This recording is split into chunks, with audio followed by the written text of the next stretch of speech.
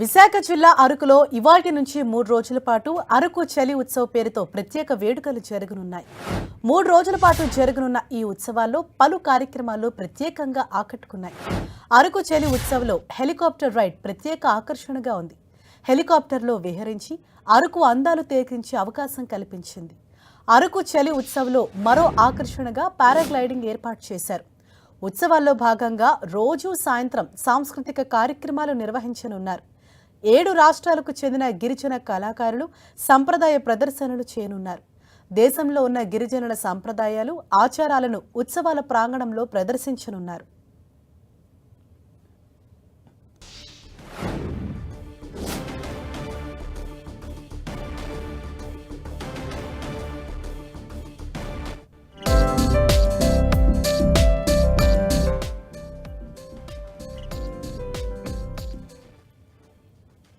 ఈ చలి ఉత్సవ్కి సంబంధించి మరిన్ని డీటెయిల్స్ అందించేందుకు మా ప్రతినిధి జార్జ్ మనకు అందుబాటులో ఉన్నారు. జార్జ్, 3 రోజుల పాటు కూడా ఈ ఉత్సవం అన్నది జరగబోతుంది. సో ప్రత్యేక ఆకర్షణగా ఏమేమి నిలవబోతున్నాయి?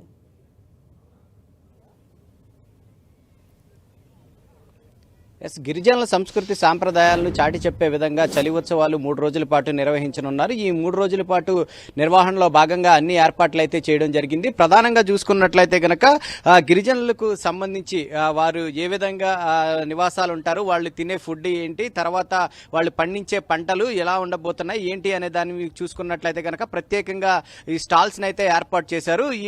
ఏదైతే డిగ్రీ కాలేజ్ మైదానం ఏదైతే ఉందో అరకు డిగ్రీ కాలేజ్ మైదానంలో ఈ ఉత్సవాలు అనేవి జరగనున్నాయి. 3 రోజుల పాటు కూడా ఇక్కడ వారి సంస్కృతి సాంప్రదాయాలు ఉట్టిపడే విధంగా వారి యొక్క ఆచారాలు సైతం కూడా అందరికీ తెలిసే విధంగా సైతం కూడా ప్రత్యేకంగా స్టాల్స్ అయితే ఏర్పాటు చేయడం జరిగింది. అంతేకాకుండా పర్యాటకులకు అటు స్థానికులకు సైతం కూడా ఆహ్లాదం అందించే విధంగా ఈసారి హెలీ రైడ్ ను కూడా ఏర్పాటు చేయడం జరిగింది. హెలికాప్టర్ ద్వారా దాదాపుగా 6 నుంచి 9 నిమిషాల వరకు కూడా హెలికాప్టర్ లో పయనించే అవకాశం కూడా కల్పించారు. దానికి చూసుకున్నట్లయితే కనుక పిల్లలకి 2000, పెద్దవారికి 4000 కూడా ఛార్జ్ చేస్తున్నారు. అంతేకాకుండా 300 రకాల పూలను సైతం కూడా ఏర్పాటు చేయడం జరిగింది. పద్మావతి గార్డెన్స్ లో ప్రత్యేక ఫ్లవర్ షోను సైతం కూడా ఏర్పాటు చేశారు.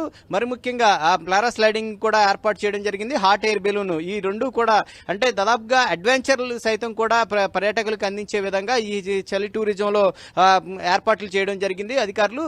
ముఖ్యంగా చూసుకున్నట్లయితే కనుక ఎక్కువగా అంటే ఈ గిరిజనులకు సంబంధించి సంస్కృతి సాంప్రదాయాలు తెలియజేసే విధంగా ఈ 3 రోజుల పాటు ఈ నిర్వహణలు అనేవి చెప్తూ ఉన్నారు. దాదాపుగా 13 తెగలకు సంబంధించి గిరిజనులు చేసే నృత్యాలు సైతం కూడా ప్రత్యేక ఆకర్షణగా నిలుస్తాయని చెప్పడం జరుగుతుంది. సాయంత్రం అన్ని కూడా సాయంత్రం సంస్కృతి కార్యక్రమాలకు పెద్దపీట వేసినట్లు కలెక్టర్ ఇప్పటికే ప్రకటించడం జరిగింది.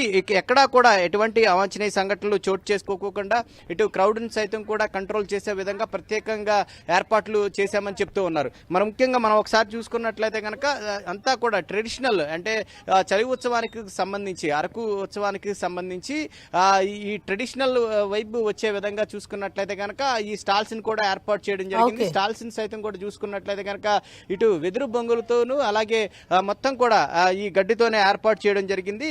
మొత్తం మీద చూసుకున్నట్లయితే కనుక గిరిజనుల వంటకాలను సైతం కూడా ఇక్కడకు వచ్చే పర్యాటకులకు అందించనున్నారు. వాళ్ళు వండుకునే ఏ విధంగా ఉంటాయి, తినే ఏ విధంగా ఉంటాయి అనేది కూడా తెలియజేసే విధంగా వారి వంటకాలను సైతం కూడా ఇక్కడ ప్రదర్శించడంతో పాటు అది పర్యాటకులు కూడా అందించడం. అలాగే ముఖ్యంగా అరకు కాఫీ ఒరిజినల్ సైతం కూడా ఈ స్టాల్స్ ను ఏర్పాటు చేశాం కాబట్టి ప్రతి ఒక్కరు కూడా అరకు కాఫీని కూడా టేస్ట్ చేయాలంటూ కూడా చెప్తూ ఉన్నారు. అంత ఒరిజినల్ ఫ్లేవర్ వచ్చే విధంగా ఇక్కడ ఉంది కాబట్టి ప్రతి ఒక్కరు కూడా ఈ అరకు ఉత్సవాలకు వచ్చి ఎంజాయ్ చేయాలంటూ కూడా అధికారులు చెప్తూ ఉన్నారు. ఇప్పటికే ప్రభుత్వం సైతం కూడా ₹1 కోటి శాంక్షన్ చేసిన నేపథ్యంలో పెద్ద ఎత్తున 3 రోజుల పాటు ఈ అరకు చలి ఉత్సవాలు అయితే నిర్వహించనున్నారు. Thank you George.